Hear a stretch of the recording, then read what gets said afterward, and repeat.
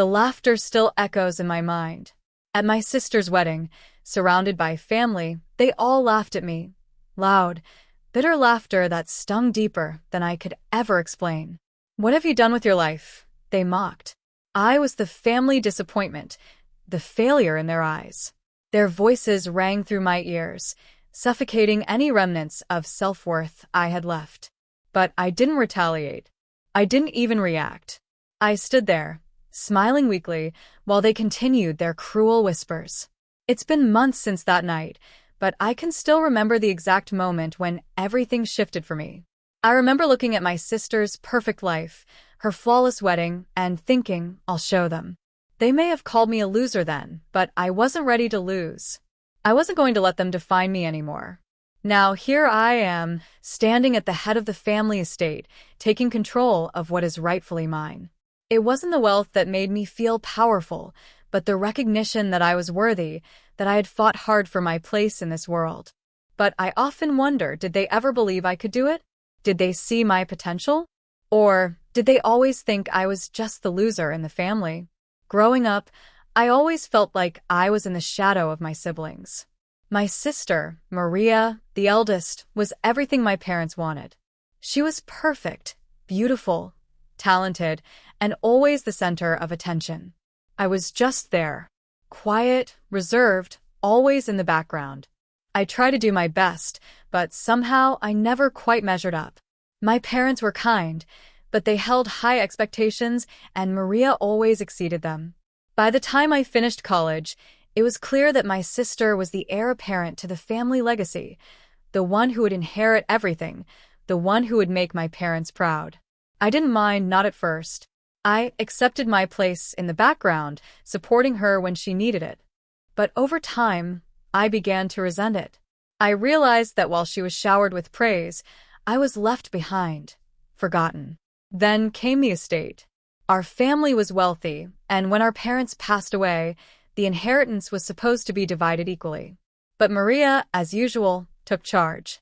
She convinced everyone that she was the best candidate to oversee the estate, that she had the skills, the knowledge, the experience. And I was just the loser in the corner, the one with no say. It wasn't fair, but I didn't have the courage to challenge her, not until the wedding.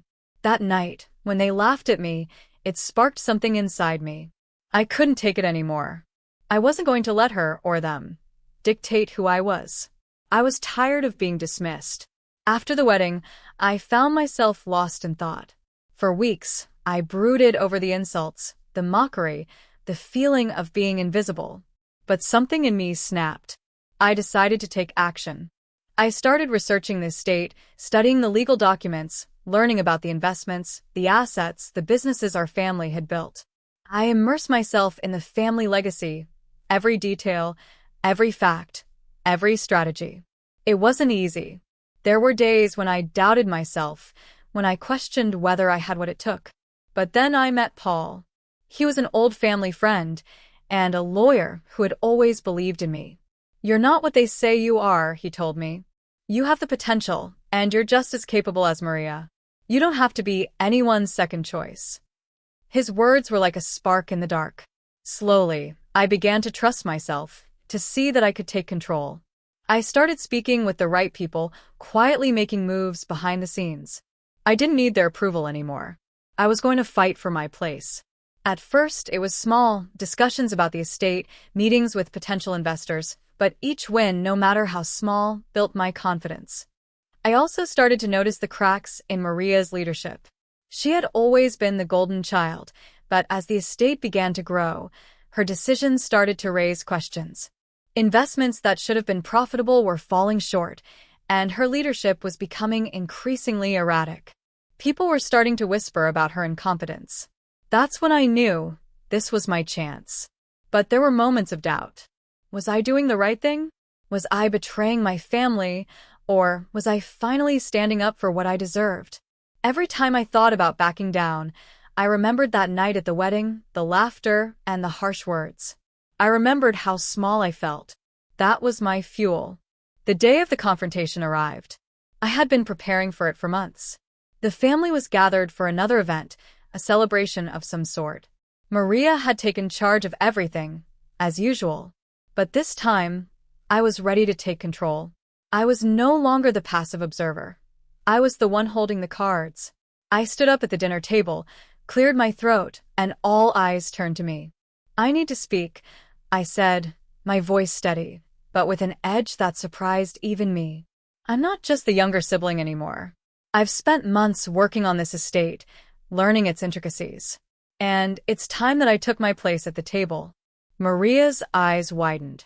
The shock in her face was evident, and the room fell into an uncomfortable silence. My parents, who had always supported Maria, looked at me, unsure of how to react. "Don't you think you've had enough time to make mistakes?" Maria snapped, her voice sharp with resentment. "What do you think you can do that I haven't already?" I looked her in the eyes, unflinching. "I think it's time for a change. I've earned my right to take control of what's mine, and I won't let you, or anyone else, tell me otherwise." The room was tense. My parents exchanged glances, but no one spoke. For the first time, I felt powerful. I was no longer the invisible sibling in the corner. I was the one who had made things happen. The family might not accept it yet, but they had no choice but to acknowledge it. In the aftermath, things were never the same. Maria was resistant at first, but the evidence was undeniable. My efforts had paid off, and I was slowly taking control of the estate. The family was forced to confront their biases, their assumptions about me. Slowly, things began to change. My parents, while initially reluctant, began to see the determination in me. "You've made something of yourself," my father finally admitted, though it took him time to say it. And Maria? She eventually came to terms with it, though not without resentment. But in time, I earned her respect. She saw that I wasn't just a loser anymore. I had become someone who could stand on my own 2 feet. Reflecting on the journey, I realized that the rejection, the mockery, it all shaped me. It pushed me to fight for my place in a family that never saw my potential. I am not the person they thought I was. I'm stronger, more determined, and I've learned that sometimes the people who try to tear you down are the ones who inadvertently push you to rise higher. The family estate is now mine to lead. But more than that, I've found my place in this world, a place where I am no longer defined by anyone else's standards. And maybe that's the most powerful victory of all.